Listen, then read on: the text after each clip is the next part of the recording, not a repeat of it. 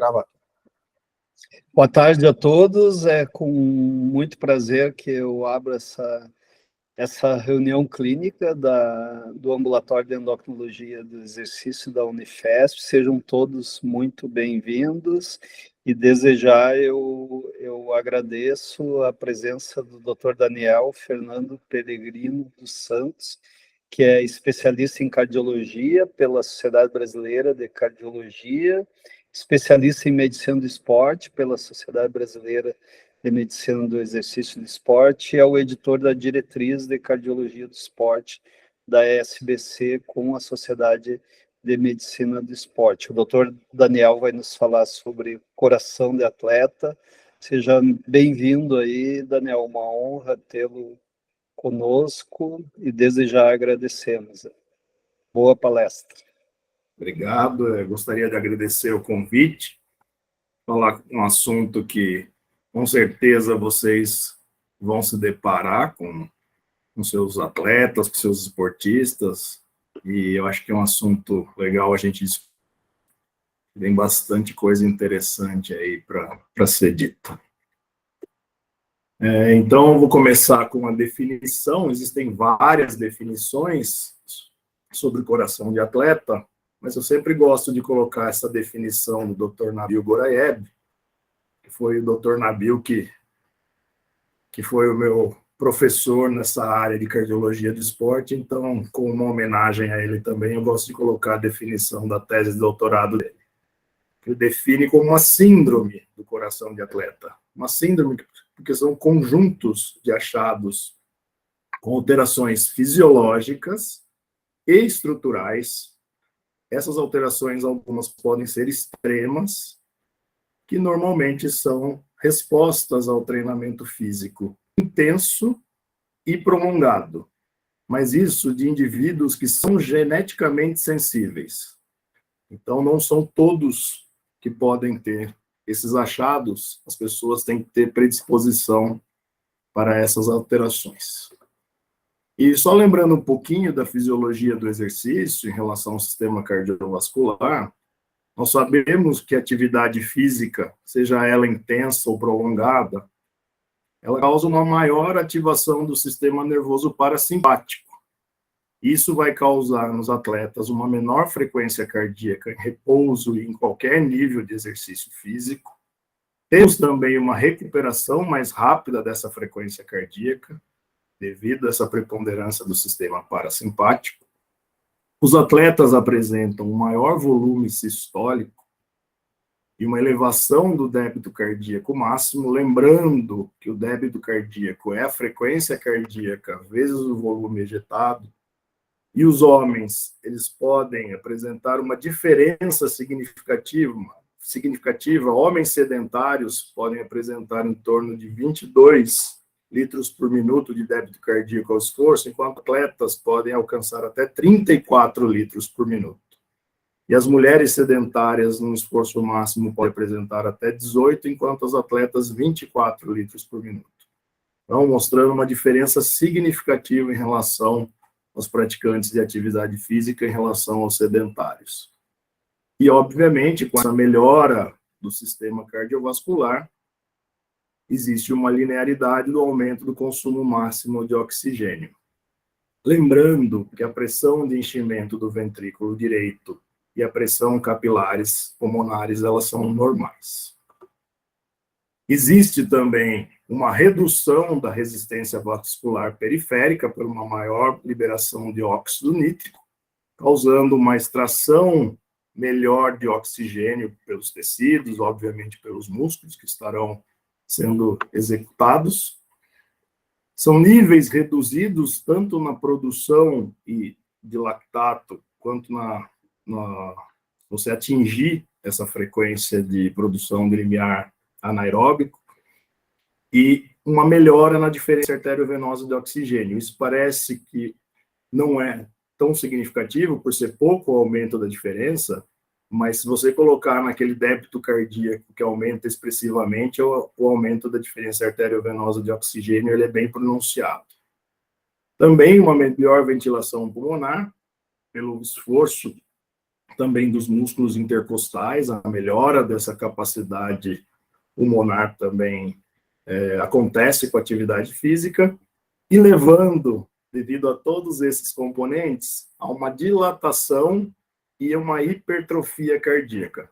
Então, são vários fatores que a fisiologia do exercício traz em relação ao sistema cardiovascular, que vai causar tanto a dilatação quanto a hipertrofia cardíaca. E só para a gente lembrar do ciclo cardíaco, que são fenômenos tanto e até sonoros, óbvio, a gente pode conseguir auscultar diferenças de sopros benignos em atletas, mas o exercício físico ele vai trazer uma repercussão em todos esses mecanismos. E o que seria essa síndrome do coração do atleta? Seria a junção de todos esses mecanismos eletrofisiológicos, bioquímicos, metabólicos e neurogênicos, que, dependendo da disciplina esportiva, da raça, do tamanho do corpo, do gênero, da idade, nós vamos poder descobrir e achar alterações típicas do exercício físico. É óbvio que nós nunca podemos deixar de lembrar os fatores que podem causar viés, causar dúvidas em relação ao coração de atleta, que principalmente são as cardiomiopatias, e hoje, como a gente tem visto muito e tem falado muito, o uso das drogas também causando alterações que não são fisiológicas e não são benignas ao coração. Então, só colocando aqui um histórico, esses foram os primeiros estudos em relação ao coração de atleta. Eles foram realizados e publicados no começo de 1900 e foram alguns publicados no final de 1800. Tem um estudo que Henschen fez em participantes de esqui cross-country. Ele demonstrou através de percussão cardíaca que esses atletas tinham o coração de tamanho aumentado. E Darling também publicou em Harvard um estudo com remadores, mostrando através de percussão cardíaca também, que os atletas eles tinham um coração maior do que os sedentários. Então, isso aqui só para a gente colocar como um histórico e ver que como era difícil antigamente, tinha que fazer através de percussão. Acho que hoje em dia ninguém mais faz percussão cardíaca. E o primeiro médico que estudou os efeitos do exercício físico e criou uma hipótese foi Morgarot. Ele publicou em 1975 um estudo mostrando que esse coração, dependendo da modalidade esportiva, ele sofria alterações diferentes, dependendo se eram exercícios de endurance, se eram exercícios resistidos, as características que apareciam no coração, elas eram diferentes, e esse estudo foi revisitado, publicado em 2012, mostrando que o coração, quando o atleta pratica um exercício isotônico, um exercício de endurance, esse coração ele tem uma tendência a fazer uma hipertrofia excêntrica. A cavidade do coração ela aumenta de tamanho, assim como, obviamente, aumenta a espessura do músculo cardíaco, mas essas fibras são fibras que ficam lado a lado. Então, o coração ele aumenta de volume e tem também um aumento de volume no ventrículo direito, por um aumento do retorno venoso desses atletas, e tem estudos mostrando que os átrios eles também podem aumentar nesse tipo de atividade física. Mas mesmo o coração aumentando de tamanho e aumentando de espessura, tanto a função sistólica e diastólica desses corações, elas são normais. Isso é uma coisa que a gente sempre tem que lembrar, que coração de atleta não tem alteração nem em função sistólica e nem em função diastólica. E nos exercícios de força, ou nos exercícios isométricos, o coração ele já faz uma hipertrofia concêntrica. Essas fibras, elas ficam em paralelo e elas fazem uma hipertrofia concêntrica. Normalmente não tem nenhuma alteração no ventrículo direito, porque não existe uma mudança tão significativa no retorno venoso. Os átrios, eles podem ser normais ou uma leve dilatação do átrio esquerdo, que é uma coisa que às vezes a gente vê em pacientes hipertensos e pacientes com apneia do sono, que junto com a hipertrofia também pode ter uma leve dilatação de átrio esquerdo, mas do mesmo jeito a função sistólica e diastólica são normais. Então, dependendo da modalidade esportiva, nós vamos encontrar algumas diferenças em relação à resposta cardiovascular do coração do atleta. E qual que é o que é muito discutido hoje? Que hoje, o que a gente tem visto? Essa última publicação, que foi feita no European Heart, em 2020, eles fizeram uma nova classificação em relação às modalidades esportivas, onde elas estão divididas em 4 classes: as modalidades esportivas de maior precisão, as modalidades esportivas de maior força, as mistas e os esportes de endurance. E por que a gente tem visto hoje que o coração de atleta, normalmente, ele é uma mescla desses achados? Porque se você for olhar, a grande parte dos esportes que são mais praticados, não só no Brasil, mas no mundo todo, futebol, o próprio basquete, o voleibol, eles são esportes mistos. A gente praticamente hoje é difícil ver esportes puramente endurance ou puramente de força. Óbvio que isso existe, mas o que a gente vê na maior parte das modalidades são esportes que têm essa mescla. Então, é mais difícil de a gente achar aqueles achados puros. Então, temos sempre que lembrar, quando for avaliar um atleta, lembrar de que a modalidade esportiva também vai estar muito ligado nos achados, sejam eles eletrocardiográficos ou de ecocardiograma em relação ao coração do atleta. E quem começou a publicar sobre os achados em relação à espessura desses corações foi o Dr. Pelliccia, que é um italiano, no New England em 91.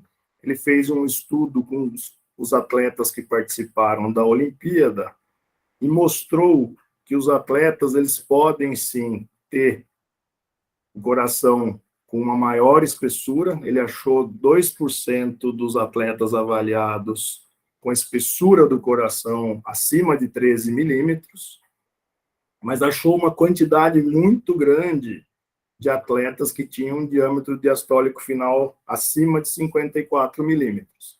Então, foi o primeiro estudo que mostrou que os atletas, eles podem sim ter o coração aumentado, tanto de tamanho e quanto de espessura. E ele dividiu esses atletas em relação à espessura da cavidade do coração, do ventrículo esquerdo, e ao tamanho. E se a gente for analisar aqui, os esportes que mais causaram aumento em relação ao tamanho do coração são realmente os esportes de endurance, os esportes que, principalmente ciclismo, a canoagem, o ski cross country, eles tiveram tanto uma repercussão grande em relação à espessura do coração e à cavidade, e os esportes onde as pessoas tiveram esportes com mais componente de força, como a luta, o levantamento de peso, eles tiveram um grande efeito em relação à espessura, mas pouco efeito em relação à cavidade, mostrando que realmente a hipótese de Mongarotti estava correta em relação ao tipo de modalidade esportiva e os seus achados no coração do atleta. E aí, não só em relação à modalidade, mas aí também tem trazido vários estudos hoje falando da diferença em relação à etnia. É muito importante sabermos isso, porque a hora que você vai avaliar o atleta, isso tem que ser obviamente levado em conta. Um atleta que ele é branco e que faz uma atividade física de endurance, dificilmente você vai encontrar esse atleta com coração hipertrofiados significativamente.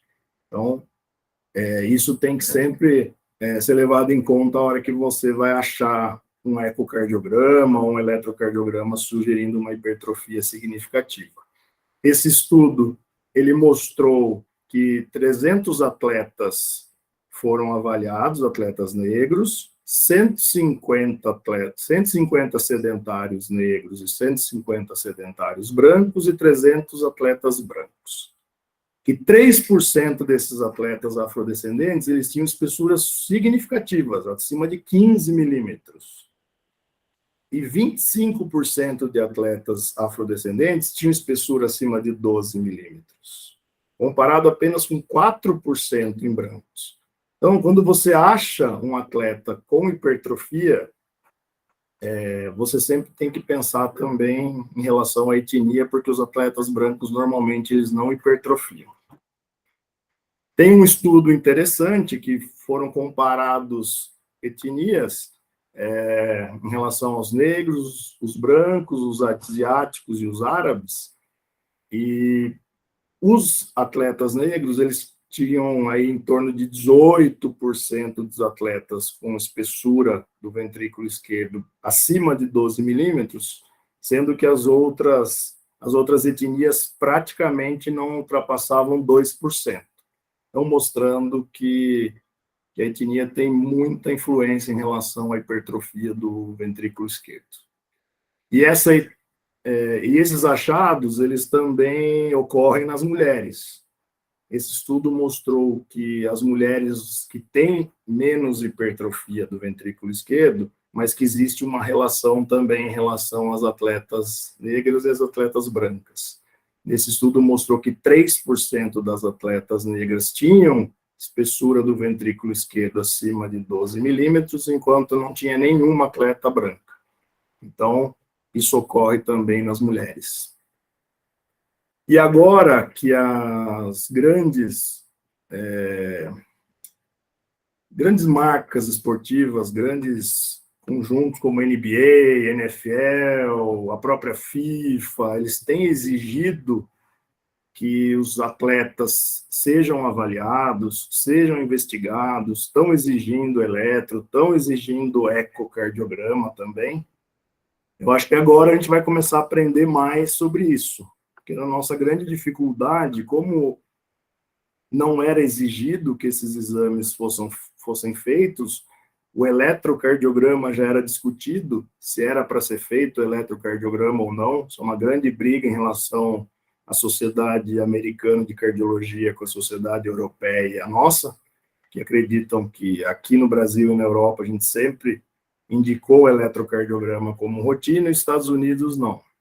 E agora, como tem sido exigido por essas entidades, então agora a gente vai começar a aprender mais em relação a achados eletrocardiográficos e de eco em atletas.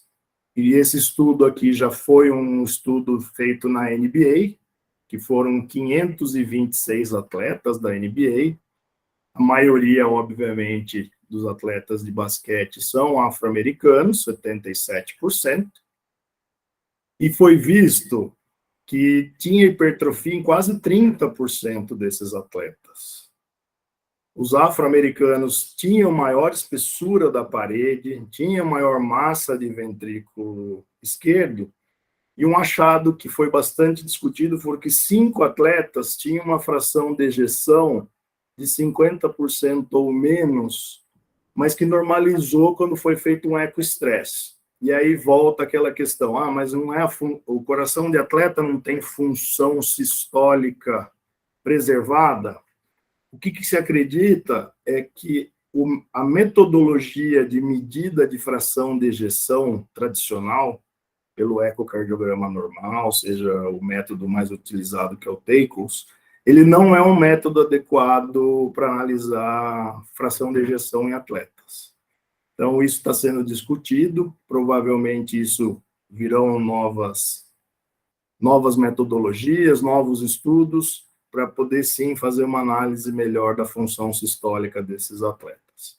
Eu não sou ecocardiografista, mas converso muito com os ecocardiografistas que fazem ecocardiograma em atletas, e realmente eles estão tentando utilizar outras ferramentas que depois eu vou comentar com você para fazer uma análise melhor desse coração. E aí, devido a vários desses achados, o Dr. Sharma, que é um britânico, ele publicou quais seriam esses limites aceitáveis da espessura do coração do atleta. Eu não vou ficar detalhando todas as medidas para a gente não ficar perdendo muito tempo, mas dá para ver que existe uma diferença significativa em relação aos atletas brancos, em relação aos afro-caribenhos e em relação às mulheres também. Quando é feita a análise do diâmetro diastólico final do ventrículo esquerdo, também podemos ter medidas diferentes, e aí conseguimos ver que os homens brancos eles podem ter um diâmetro diastólico final maior do que os homens adultos negros, e as mulheres praticamente a mesma coisa, mas as brancas um diâmetro diastólico ainda um pouquinho aumentado. Então, eu posso depois passar essas medidas, se vocês acharem interessantes, que são essas medidas consideradas hoje os limites normais no coração do atleta em relação aos achados ecocardiográficos.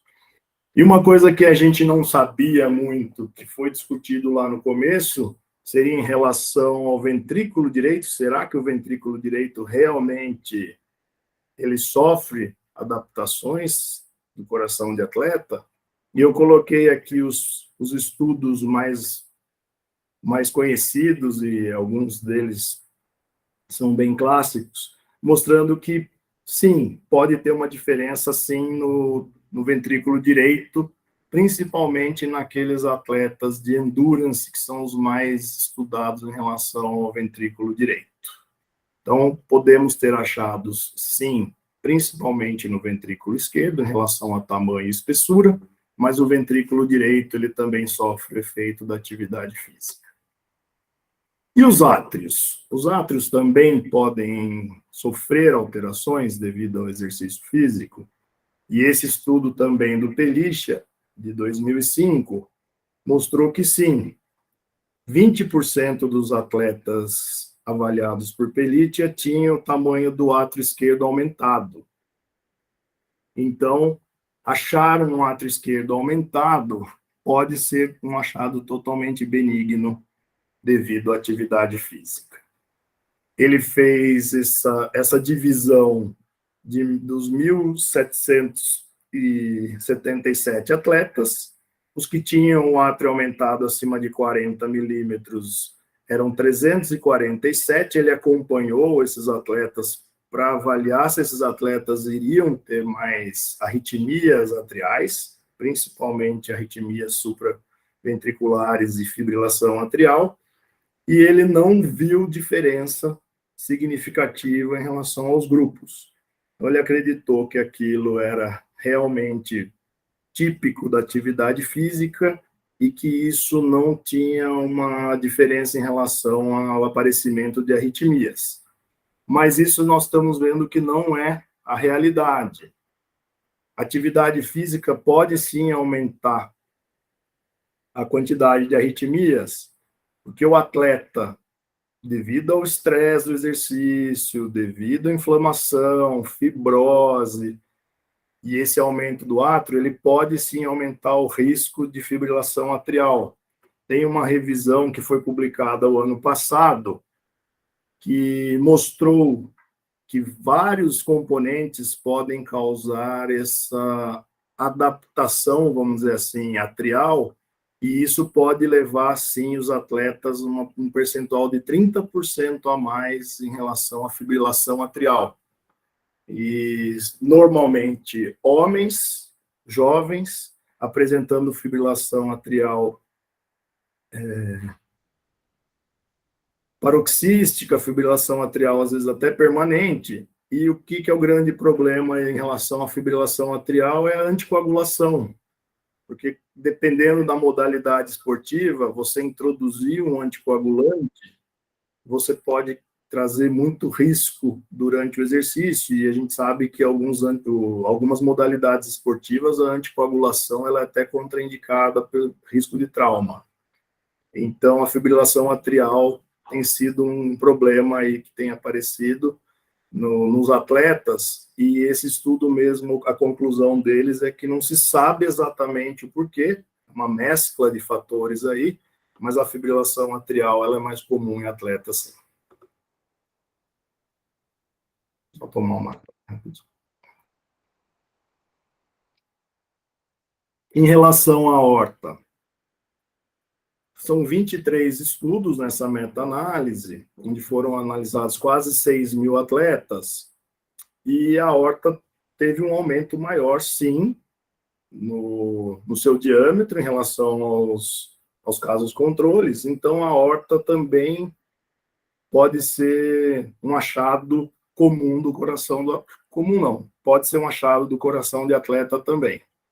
Então, se formos analisar desde o que a gente está falando, praticamente todas as estruturas do coração, elas sofrem efeito do exercício físico. E tem esse estudo que foi feito com atletas já masters, que aí estão mais tempo expostos ao exercício, e obviamente sabemos que a idade, com a mudança do colágeno, da camada média, esses atletas tiveram um percentual aqui de dilatação de aorta de praticamente 21%. E isso foi mais comum em homens. Então, é comum acharmos atletas masters com a aorta dilatada, e obviamente que isso merece uma atenção, porque você precisa acompanhá-los ou a cada 6 meses com exame de imagem para ver se isso tem uma evolução. O habitual é anual. Uma vez por ano você faz um ecocardiograma, ou uma angiotomo, ou uma angiorressonância de aorta, para ver se você está apresentando uma evolução rápida nesse crescimento de aorta, porque, obviamente, o risco de um atleta com dilatação de aorta e causar um aneurisma de aorta durante uma prática esportiva pode levar à morte súbita desse atleta. E foi feito agora um outro estudo com a WNBA, e a WNBA também, foram 140 atletas que foram analisadas com ecocardiograma. A gente tem, na verdade, muito pouco estudo com atletas de modalidades femininas, né? As mulheres a gente tem pouco estudo com mulheres, então a gente está aprendendo para ver se mulher tem coração de atleta também. Era uma coisa que muitos cardiologistas do esporte, quando eu entrei na cardiologia do esporte, acreditavam que não existia coração de atleta em mulher, e o que a gente tem visto é que tem sim. As mulheres estão treinando bastante, as mulheres têm treinado pesado também, as competições aí também têm ficado cada vez mais intensas. Quem acompanha vê que o físico nos esportes, as mulheres têm utilizado muito do físico para a evolução esportiva. Então, esse estudo foi interessante para mostrar para a gente que a gente está começando a ver bastante achado de coração de atleta em mulheres também. Nesse estudo, 26% das mulheres tinham aumento de ventrículo esquerdo e 42% do ventrículo direito, que isso foi uma coisa até interessante. Vimos mais achados de aumento de ventrículo direito até do que aumento do ventrículo esquerdo. 16% delas tinham critérios de hipertrofia ventricular, 70% excêntrica e 30% concêntrica. O que pode explicar um pouco isso? Além do basquete ser um esporte misto, as posições são totalmente diferentes hoje. Quem acompanha os esportes coletivos, a gente vê que as posições, o tipo físico, a exigência, o treinamento é muito diferente de atleta para atleta. Então, obviamente que essa diferença aí também a gente tem que levar isso em consideração. A gente tem poucos estudos em relação aos atletas, que dirá em relação à posição no esporte, no campo, na quadra, mas eu acho que isso é uma coisa que em breve a gente vai ter a possibilidade de comparar isso, comparar bem o tipo físico para ver se isso também é um fator importante no desenvolvimento dos achados. 18% tinham aumento atrial e 1,5% com aumento de aorta, batendo com tudo aquilo que a gente falou em relação aos homens. Todas as cavidades cardíacas, elas podem ter modificações em relação ao esporte. Então, voltando lá no início, quando a gente conversou que o coração de atleta ele tinha tudo a ver com a disciplina esportiva e etnia e tudo mais que a gente já falou, mas o que a gente se preocupa também em relação a esses fatores que podem nos atrapalhar, que todo mundo está vendo que cada dia mais eles estão aí no nosso pé, né? Quem atende atleta, quem está no consultório aí, sabe que a coisa está complicada, parece que está todo mundo querendo utilizar hormônio, utilizar meios de melhorar o desempenho de forma ilícita. E eu não poderia deixar de falar um pouco sobre isso, porque o que a gente tem visto muito são o uso dos esteroides anabolizantes androgênicos, e aí os principais, a testosterona e a oxandrolona, principalmente em mulheres, tenho visto muitas mulheres em uso de oxandrolona, mas também existem os hormônios peptídeos, que também temos visto aí, principalmente o GH e alguns pacientes até fazendo uso da própria insulina como meio de ganho de massa muscular e redução de percentual de gordura. E quais seriam os efeitos dessas substâncias no coração? O principal achado que o exercício também faz, que é a hipertrofia do ventrículo esquerdo. Óbvio que é uma hipertrofia concêntrica, principalmente, diferente dos esportes endurance, que normalmente é excêntrica, mas os de força normalmente é concêntrica, e o pessoal que consome esteroide anabolizante normalmente são os praticantes de esportes de força, musculação, luta. Então é um viés bem complicador aí. Tem aumento da pressão diastólica final do ventrículo esquerdo, um aumento importante da massa do ventrículo esquerdo, estudos mostrando que essas alterações elas permanecem mesmo após um ano do desuso. Eles continuam apresentando esses achados. E tem um estudo interessante que foi publicado em 2000 que mostrou que a disfunção diastólica e o déficit inotrópico desses corações, eles podem ser irreversíveis. Então, assim, essas pessoas que falam que, mas eu vou fazer um ciclo e não trouxe problema nenhum, não vai me trazer problema nenhum. Não, os achados, eles podem permanecer mesmo após o uso.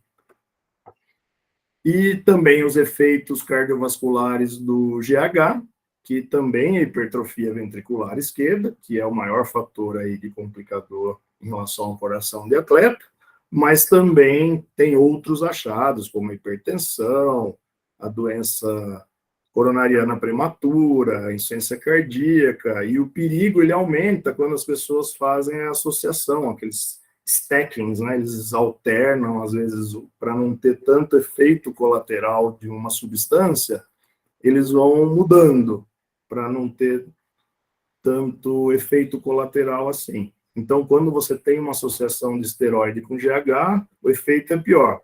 Esse estudo que foi publicado em 2003 mostra exatamente isso, que quando é associado o GH com o esteroide androgênico, tanto o aumento em relação à massa, ele é muito mais pronunciado, e isso também tem a ver com a dose. Então, quanto mais dose, mais associação, maior o perigo dessa massa ventricular aumentar e causar hipertrofia. E, obviamente, que a hipertrofia ventricular esquerda, ela aumenta a demanda de oxigênio, ela aumenta os casos de fibrose ventricular, e essas fibroses ventriculares, elas podem trazer arritmias, e essas arritmias, em muitos casos, podem ser arritmias malignas. Então, eu acho que é uma coisa que a gente tem que batalhar aí. Eu sei que vocês estão com um grupo excelente, agradeço até a Tati que me colocou aí para a gente também lutar contra esse gigante que está vindo aí, mas eu acho que é o que a gente pode fazer. E até foi coincidência que o Glauco mandou para a gente essa semana, né, dos efeitos cardiovasculares que os esteroides podem trazer. Então, eu já tinha pensado em colocar um pouquinho também na aula para a gente falar, e aí eu achei que seria interessante manter, já que coincidiu aí com o que vocês estão falando essa semana no Bomba Tô Fora. E se a gente falou de exercício trazendo efeitos no coração de atleta, e o descondicionamento? Ele pode mudar a espessura e o tamanho do coração? Sim, inclusive é uma das coisas que a gente faz normalmente quando a gente tem dúvida se essa hipertrofia ela é benigna do coração de atleta ou se ela é doença. A gente tem pedido para os atletas descondicionarem. É uma coisa muito difícil de fazer, eles não querem parar, mas às vezes é a única alternativa. Então, esse estudo que o Pelitia publicou com o Barry Maron, eles colocaram que se você descondiciona esses atletas, de 15% a 33% dos atletas teve de 15% a 33% de redução na espessura do ventrículo esquerdo com descondicionamento. Então, uma das medidas que a gente tem feito hoje é pedir para o paciente atleta parar de treinar, e aí tem que ficar de olho neles, porque é difícil pedir para parar 3 meses, e aí refazer o exame, seja a ressonância, seja o eco, e ver se esse ventrículo houve regressão da sua espessura. Em relação às cardiomiopatias, as cardiomiopatias são problemas que a gente enfrenta hoje, porque a gente tem essa área cinzenta, onde não sabemos exatamente onde é o coração do atleta e é cardiomiopatia, e temos, obviamente, que ter muito cuidado, porque não podemos liberar um paciente doente para a prática esportiva e também não podemos bloquear, deixar de liberar um atleta para sua prática esportiva. Então, as cardiomiopatias hoje, a cardiomiopatia dilatada, as miocardites, que vimos muito agora na COVID, a miocardiopatia ritmogênica do ventrículo direito e principalmente a cardiomiopatia hipertrófica são as principais cardiomiopatias que a gente precisa descartar. Porque temos visto aí casos de morte súbita de atletas, que é um paradoxo. Todo mundo acha que os atletas são sinônimos de saúde, de desempenho, e às vezes a gente vê um caso desse aí e sabemos toda a repercussão que isso traz em relação à mídia, em relação às vezes até desestimulação da atividade física. Então não podemos deixar passar nenhum dessas cardiomiopatias e deixar que esses atletas vão competir e colocar sua vida em risco. E só lembrando as causas de morte no esporte, 90% das causas são cardíacas. Então, se fizermos uma avaliação pré-participação bem feita, a gente consegue evitar muitos desses problemas. Lembrando que abaixo dos 35 anos normalmente são causas congênitas ou genéticas, e acima de 35 anos a doença arterial coronariana.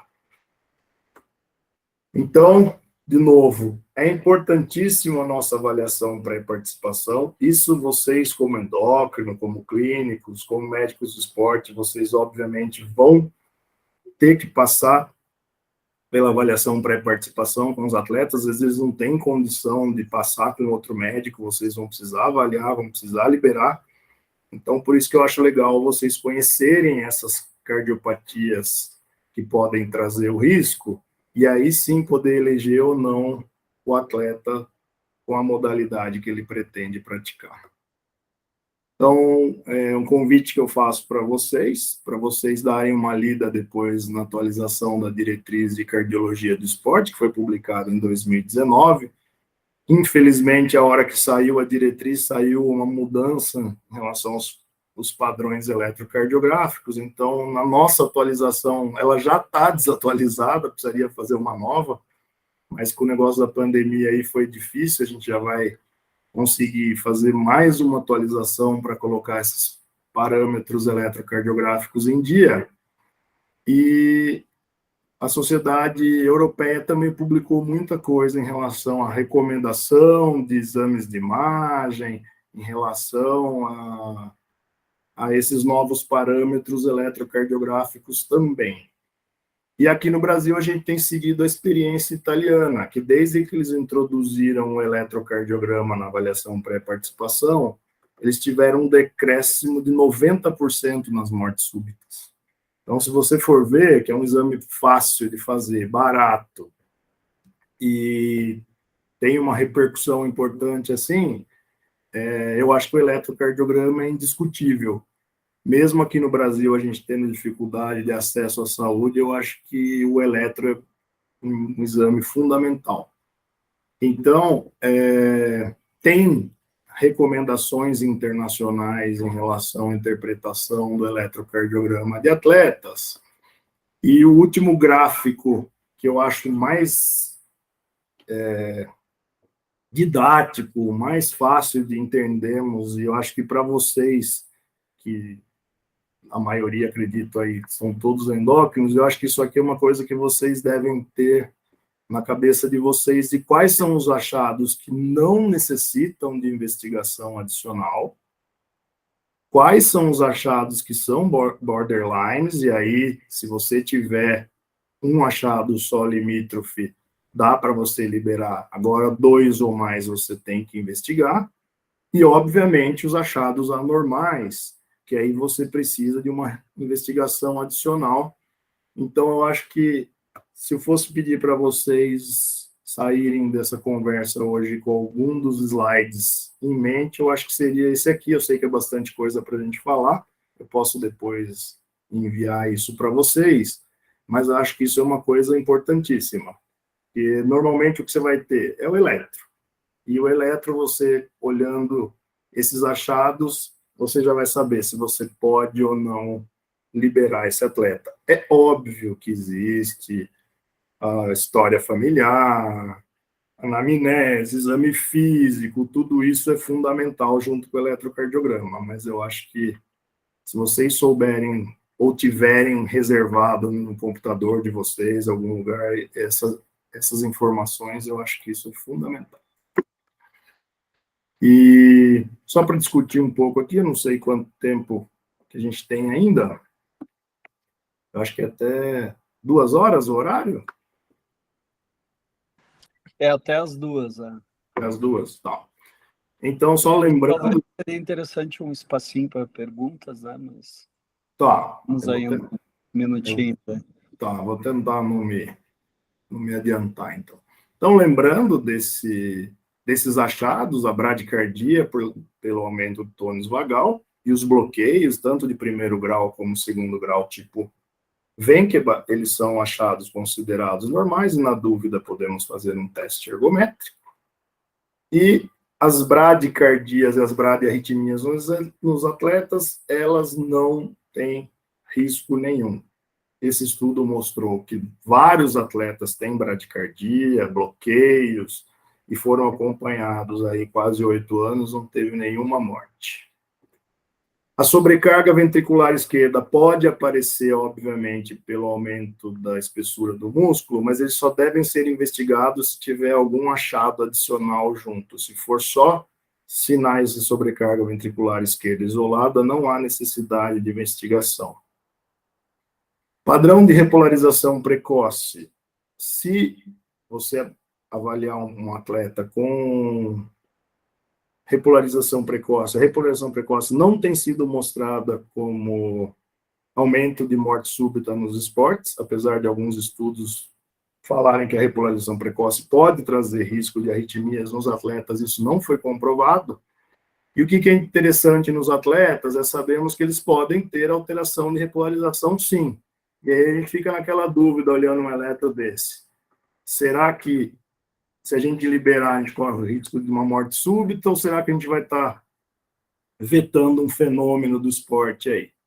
Então, quando acharmos alterações de repolarização, se forem atletas afrodescendentes, eles, se forem após essas ondas invertidas, após a elevação do segmento ST, saiu errado aí, perdão, segmento, tá?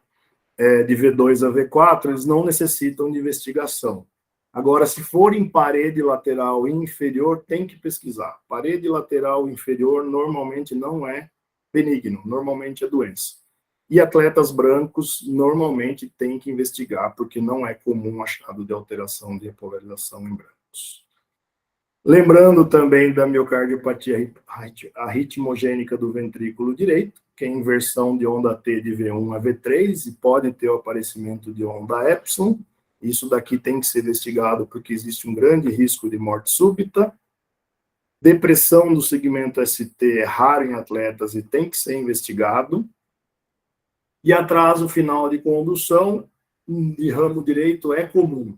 Só tem que ser investigado quando tiver QRS acima de 120 segundos, que aí pode ser o bloqueio de ramo. Wolff Parkinson White, pré-excitação, tem que mandar fazer estudo eletrofisiológico e ablação.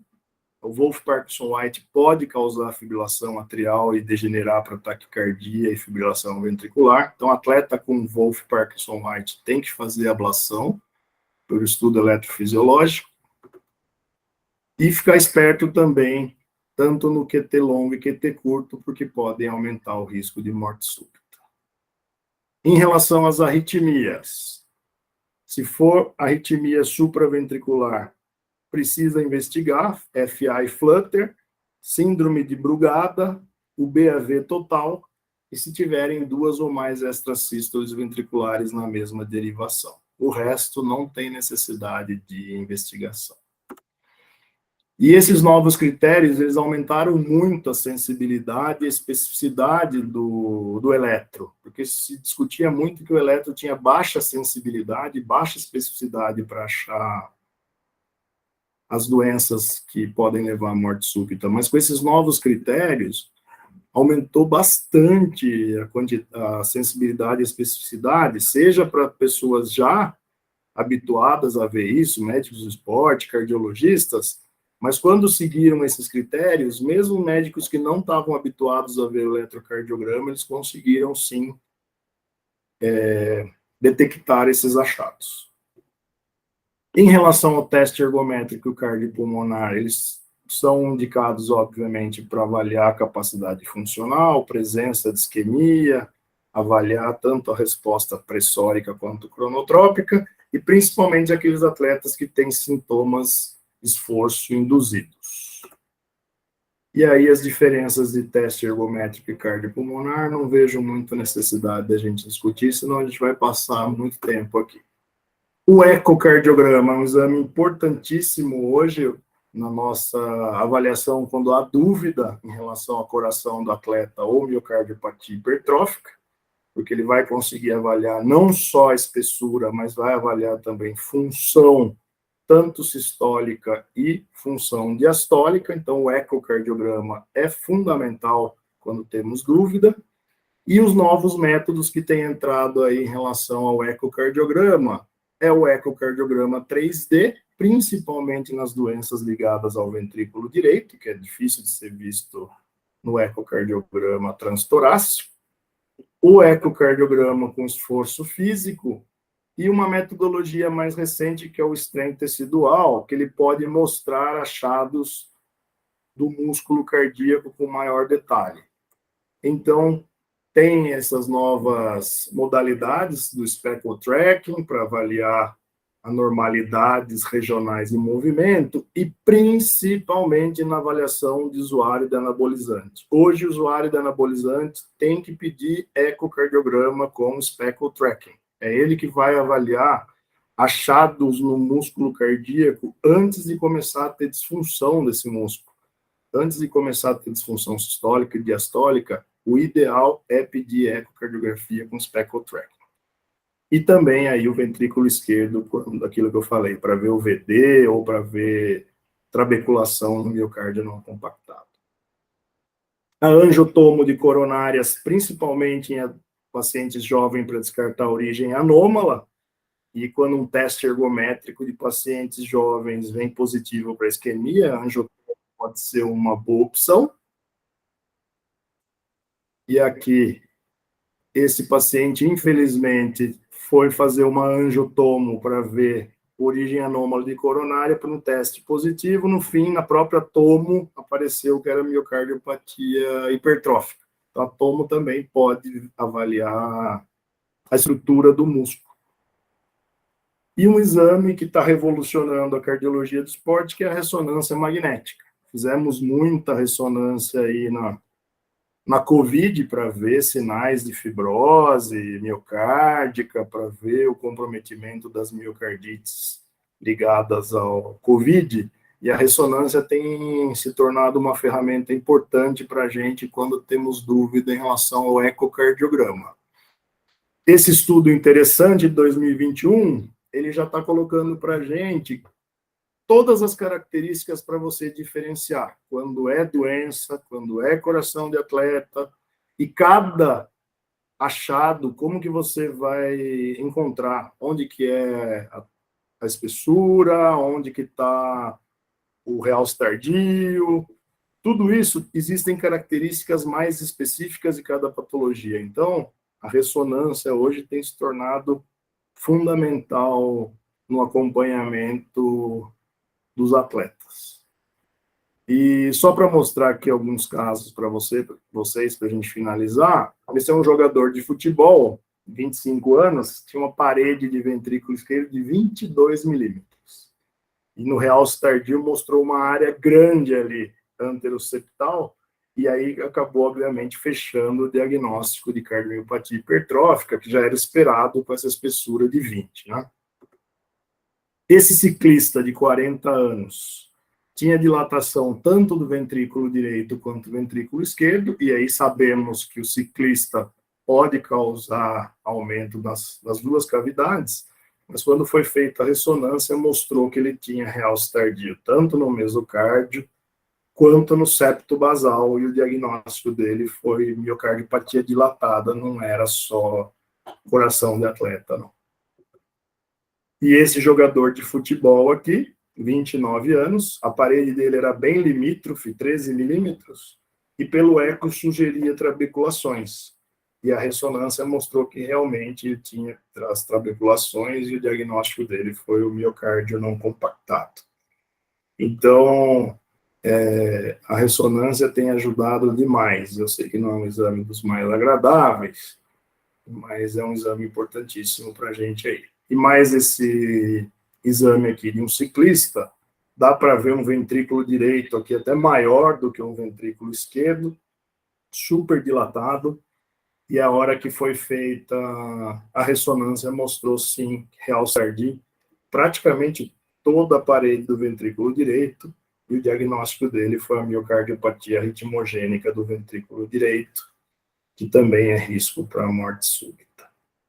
E mais um ciclista aqui, que tinha palpitações, tinha cavidades dilatadas, e o realce tardio dele foi na parede livre do ventrículo esquerdo, e é uma doença que a gente está descobrindo agora. Existe também a cardiomiopatia ritmogênica do ventrículo esquerdo, não é só o ventrículo direito que pode se transformar o miócito em gordura e se tornar extremamente arritmogênico. O ventrículo esquerdo também pode ter.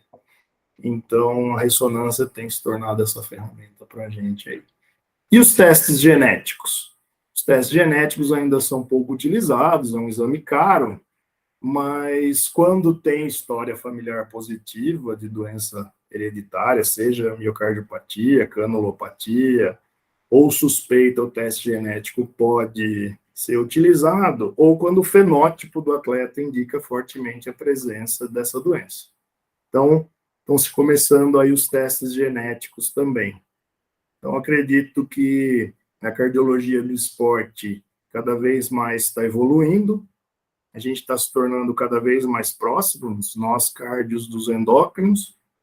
Então, eu acho que essa parceria tem que seguir junto aí, não só na luta contra os esteroides e contra essa turma que está prescrevendo muito anabolizante, mas também na avaliação dos atletas. Então, eu gostaria de agradecer mais uma vez aí ao convite e fico à disposição aí para qualquer pergunta. Obrigado. Muito bom, Daniel. Parabéns aí, obrigado pela palestra. Obrigado aí pela a Tati que fez o convite, né, Tati? Isso.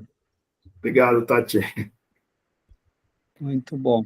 Deixa eu perguntar uma coisa para atleta sênior mais maduro, o score de cálcio ele tem valor como screening? Como que qual o espaço que tu vês aí para o score de cálcio? Em diabéticos a gente tem abrido cada vez mais pedido cada vez mais esse exame. Esse exame, né? O score de cálcio, dentro da cardiologia, a gente tem utilizado ele mais para estratificação de risco, né? Principalmente nos pacientes onde você considera esse paciente de risco intermediário, e aí no score de cálcio, se você vê um score de cálcio alto, aí você passa a tratá-lo não como risco intermediário, mas como alto risco. Aí as metas de LDL, metas de controle de hipertensão, de peso, tudo isso, obviamente, acaba se tornando mais rigorosa. O score de cálcio, para atletas, ele não tem sido um exame utilizado como rotina, não. Ele tem sido utilizado única e exclusivamente como estratificação de risco. O que a gente tem feito muito hoje, quando vem um teste ergométrico positivo, aí a gente já faz direto a angiotomo. Aí já vem tudo, né? Já vem o score de cálcio, já vem a anatomia coronariana, e porque aquilo que eu te falei, a gente tem aquela faixa didática, obviamente, limítrofe ali de 35 anos, mas seria mais para você descartar origem anômala de coronária em mais jovens, e obviamente que se você pega um paciente master, como você comentou, e ele vem com doença aterosclerótica, a angiotomo, ela só é anatômica, ela não mostra função. Então, daí seria interessante uma prova funcional, não, obviamente, o teste ergométrico, se ele já teve um teste positivo, mas aí poderia ser uma cintilografia do miocárdio ou um ex-stress, para mostrar se aquelas lesões elas estão causando alteração na função. Certo, certo. A Andréia e o Cris, primeiro a Andréia. Então, parabéns por sua apresentação, foi ótimo, eu acho que foi bem didática. A gente tem no ambulatório, em andamento, uma avaliação também de bailarinos profissionais. Eu queria saber se você tem alguma literatura sobre cardiopatias nessa classe específica de atletas, ou se tem alguma experiência com eles, se eles apresentam alguma alteração específica. Olha, eu desconheço qualquer trabalho com esse tipo. Eu tinha visto alguns estudos em relação a mulheres bailarinas, mas pensando na tríade da mulher atleta, em relação aos problemas que elas têm, obviamente, do impacto repetitivo, as alterações ósseas devido a mulheres, mas homens eu não conheço nenhum estudo. Posso até, a gente tem um grupo também de cardiologia do esporte, posso perguntar para eles se eles têm algum estudo, mas eu desconheço. Aqui, infelizmente, a gente tem poucos estudos com atletas, né? Porque o que parece é que eles têm uma demanda energética totalmente diferente durante as aulas e no dia de performance. E em relação a outros atletas, eles têm uma VO2 muito mais baixa. Então, a minha dúvida é se o coração deles também fica muito diferente do coração de um atleta, se fica mais semelhante a um coração de um não atleta, mas, ao mesmo tempo, eles têm uma demanda no coração, ao coração muito grande. Então, não dá para ser considerado como um indivíduo sedentário, entendeu o que eu estou querendo dizer? Então, mas eu não li nada sobre isso especificamente. Eu li sobre a avaliação de VO2 em bailarinos profissionais, mas não sobre o coração do bailarino, entendeu? Eu vou falar para você o que eu acho, minha opinião. Eu acho que o comportamento deles deve ser muito parecido com os atletas de força. Eu acredito que eles têm uma exigência física de força muito grande, mas talvez não um exercício de endurance, de cardiovascular. Então, talvez eles não tenham um VO2 alto justamente por isso. Eu pego atletas de musculação, que competem em provas de halterofilismo, e eles não toleram quase nada na esteira. Eles têm um VO2 baixíssimo, porque a cavidade cardíaca deles é menor e eles não treinam isso também. Eles acabam se deslocando mais para um treinamento de força. Então, acredito que eles devam se comportar mais ou menos assim.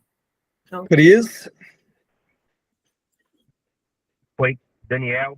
Oi. Muito obrigado pela apresentação, muito clara. Parabéns. Daniel, Oi. duas perguntas para você.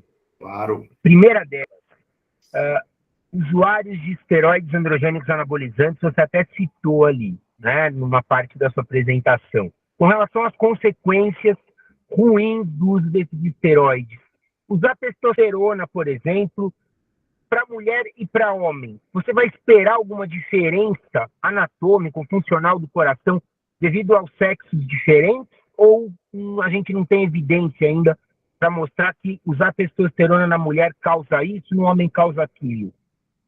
Essa seria uma pergunta. Se quiser responder, depois eu faço a outra na sequência rapidinho. Ah, tá. Então, esses estudos que eu apresentei ali, todos eles foram feitos com homens. Homens que eram halterofilistas, não tem nenhum estudo comparativo. Tá cortando meu som? Não. Não. É que A gente está escutando um pouquinho assim. Para mim picotou um pouco aqui. Eu não tenho nenhum estudo que eu vi fazendo comparativo em relação a homens e mulheres. Como os homens, eles normalmente fazem mais hipertrofia, eu acredito que eles também devam fazer mais hipertrofia em relação ao uso do esteroide do que as mulheres. E a gente tem visto que as mulheres, elas têm começado agora, né, com essa febre de que estão usando não só oxandrolona, mas testosterona mesmo, né? Isso muito isso. Usa os dois combinados, né? Os cardiologistas já estão fazendo alerta aí de casos então, de eventos coronarianos. Sim, sem dúvida. Aí você tem dislipidemia envolvida, né? Vai trazer hipertensão, vai aumentar o risco de doença arterial coronariana, mas em relação à estrutura, eu não tenho visto ainda nenhum estudo comparativo. Eu acho que isso aí é uma coisa que deve sair em breve. E nós que estamos lutando contra, nós temos que começar a mostrar os problemas. É o que a gente estava conversando no grupo de cardiologia do esporte. Acho que a gente tem que começar a pegar os casos e relatar. Falar, olha o que aconteceu aqui, porque estudo mesmo é difícil sair. Eu acho que nós temos que começar a mostrar o que está acontecendo. Falar, olha, tem um caso aqui, a mulher tomou, fez hipertrofia. E eu estou pedindo para todas que vêm, eu estou pedindo eco com um speckle tracking para ver se já tem alguma alteração. A última que eu pedi, infelizmente, né? Tem o problema do convênio também, que a maioria dos convênios ainda não cobrem o speckle tracking. Então, daí você vai falar para a pessoa que ela vai ter que pagar um exame que tem um diferencial para ver se ela está tendo problema com o anabolizante, nem sempre eles concordam com a gente. Então, isso é um fator que ainda está limitante. Mas eu acho que a gente tem que começar a pedir exame para ver o que acontece. Ninguém sabe. Ninguém sabe o que pode acontecer. Eu estou pedindo tudo. Pedindo tudo, igual o Covid. Eu não sei. O paciente veio pós-Covid aqui, eu peço tudo, porque eu não sei o que pode vir. estou cercando de todos os lados. Perfeito. Obrigado, Daniel. A segunda questão você comentou até que para mulheres é muito menos estudado. E você deu um exemplo agora para a Andréia ali, falando da tríade da mulher atleta, né? Alguma particularidade para essas mulheres que ficam amenorreicas, que ficam hipoestrogênicas há muito tempo? Você espera alguma coisa diferente no aparelho cardiovascular delas? A gente precisa agir diferente no ambulatório, pedir alguma coisa específica, ou a gente não tem dados ainda também para fazer essa diferenciação para essas hipoestrogênicas? Olha, eu acho que é a mesma coisa que eu acabei de comentar. Acho que tem que investigar, porque como o estrogênio acaba sendo um fator protetor, né, do sistema cardiovascular, o fato delas, primeiro da exigência física intensa que elas têm, eu acho que tem que ser investigado, pesquisar isquemia miocárdica. Eu acho que o ecocardiograma é um exame fundamental, se possível. A gente sabe que não é fácil, às vezes, num ambulatório, se for SUS ainda, pedir ecocardiograma para todos, e nem eletro a gente consegue, né? E dirá fazer eco, fazer teste ergométrico. Mas eu acho que, se possível, sim. Você tem um diagnóstico de uma mulher que exagera, que tem um overtraining a ponto de desenvolver uma síndrome de mulher atleta, eu acho que ela tem que ser cercada de todos os lados, seja com teste... Cris, desliga teu microfone, Cris, está dando bastante interferência. Eu desliguei aqui. Não, é o do Cris. Ah. Agora ficou bom. Pensei que era o meu, eu tinha tirado porque eu estava... O do Cris. Daniel, acho que para a gente encerrar, inclusive tu falaste do Dr. Nabil, ele estava me ligando agora, porque ele está muito mexido também com essa questão dos esteroides anabolizantes, né? Como a gente tem residentes aí, só para reforçar, tu acha que um cardiologista do esporte que acompanha esses usuários de esteroides anabolizantes, ele pode dar segurança de não complicação para um usuário? Eu queria que tu comentasse isso para depois eu contar uma historinha bem curta aí. Pode fazer teu comentário. Tá, eu sempre falo para os pacientes, a gente não tem como nunca dar segurança nenhuma de nada, né? Se ele vem aqui usando esteroide anabolizante, faz um teste ergométrico, não tem isquemia. Faz um eco, não tem hipertrofia, eu falo para ele, de hoje para trás você ainda se prejudicou. De hoje para frente, ele vai ver o que você vai fazer da tua vida. Então, não tem como dar segurança nenhuma. Não, né? Começa a ver alteração de dislipidemia. Eu tenho um paciente essa semana fazendo hiperviscosidade sanguínea, com história prévia de trombose venosa profunda e a testosterona 1000 e pouco, tomando Deposteron a cada 10 dias. Então, assim, o que a gente tem que fazer, que eu falo muito, Nabil fala muito, a gente sempre trabalhou junto. Eu explico e escrevo no prontuário dos riscos, e escrevo no prontuário que eu contraindiquei e explico que eu pus lá, ciente dos riscos. Eu acho que segurança é impossível, porque é uma roleta russa, você não sabe se esse cara vai ter um infarto, tem lá uma placa moderada e daqui, usando o esteroide, daqui 6 meses essa placa pode ter uma ruptura. Então, assim, eu acho que a gente não pode ter garantia de nada e tem que deixar bem claro isso, que não existe garantia de nada, que realmente é uma roleta russa. A historinha que eu ia contar é que tem um cardiologista que faz essa apologia, né? Que ele acompanha os usuários, tem uma rede social até bem importante, e a gente teve a experiência de um atleta de fisiculturismo aqui, que consultou com ele, fez um post, colocou que finalmente ele tinha achado alguém que ia acompanhar ele, que ia dar segurança, e o cara teve morte súbita na semana seguinte, né? Tem o post dele ainda no Instagram, né? Então, para principalmente os residentes, né, ficarem bem sedimentada essa ideia que ninguém pode dar segurança, né? Os efeitos colaterais, eles são imprevisíveis, né? Mesmo um cardiologista, mesmo tendo todos esses exames teoricamente normais, né, a gente vê cada vez mais pacientes mais jovens complicando a parte cardiovascular. E Não sabe é pouca gente. A ideia que eu tenho é que tem uma bolha aí que está começando a estourar, né? Porque é muita gente usando, então daqui a pouco... o que está me preocupando é que eu tenho visto que esses prescritores, eles não estão se importando também com os efeitos colaterais que eles estão encontrando. Eu vejo direto É isso. subnotificado, né? A questão é que eles passam uma falsa segurança.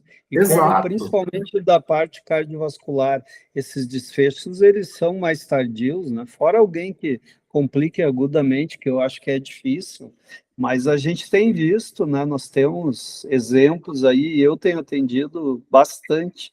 Hoje eu acho que minha fonte de referência número 1 é cardiologista. Já foi hematologista por causa dos hematócritos elevados, né, da polistemia. Tinha uma época que os hematologistas começaram a ver aqueles exames alterados em fisiculturista, em usuário de esteroide, começavam a mandar. Agora os cardiologistas estão atendendo evento direto. A Tati tem uma pergunta, acho que nós vamos ter que depois encerrar, né, pessoal? Tati... Tá sem som, Tati. Sem som, Tati. Acho que agora tá. É que eu tive que trocar o meu computador, não tô conseguindo conectar, eu tô no 3G. Ô, Dani, e quanto, eu não sei se vocês falaram nesse minuto que eu tava fora, dos chips da beleza, dos implantes, da gestrinona.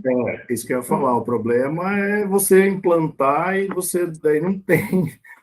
Ele vai a longo prazo liberando o hormônio, é pior ainda, né? Porque quando você ainda vê alguma alteração, se o cara está fazendo uso a cada 10 ou 7 dias e você vê uma mudança brusca, você pode ainda interromper isso. A preocupação do implante é que você é uma liberação a longo prazo. Então, acho que é pior ainda, né? Acho que o controle... Eu acho que eles não controlam nada, mas acho que o controle é pior. Aí a liberação tirar do o implante. Né? Eles geralmente não sabem como tirar o implante, né? É sempre a ideia de que a lesão é reversível, e é como você falou, né? Muitas vezes ela é permanente. Não adianta nem o indivíduo, né, esperar que ela vá reverter com a suspensão da droga. E concomitantemente, a gestrinona ainda diminui o estrógeno, né? Então, ainda o coração da mulher acaba tendo ainda esse agravante aí da diminuição do estrogênio, junto com o aditivo aí dos anabolizantes androgênicos, né? Você não tem pego no consultório muita mulher com implante, que aqui em Sorocaba virou a Implantolândia. Acho que todo lugar. Aí em todo o Brasil, né? É algo que precisa ser desconstruído. Mas eu já vi alerta, tem um colega aqui do Sul que é bem atuante, um cardiologista em mídia social, ele já falou assim, tipo, atendi 2 pacientes com implante com evento coronariano, né? Numa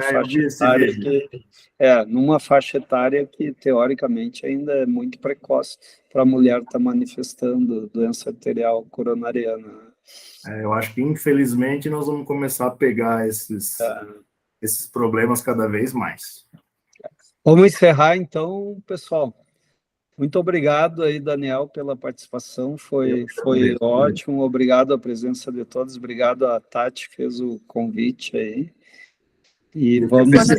Estou à disposição. Tá bom, um abração. Só André, uma coisinha, eu vou estar indo aí para o ambulatório, umas 3h30, eu e o Marcos, a gente vai montar o flash mob para o CIEX, tá? Então, quem puder ficar depois do ambulatório para participar, vamos ficar, tá bom? Porque depois a gente vai transmitir para quem não está aqui, para todo mundo saber um pouquinho, pelo menos, da coreografia que a gente vai fazer lá no CIEX, tá certo?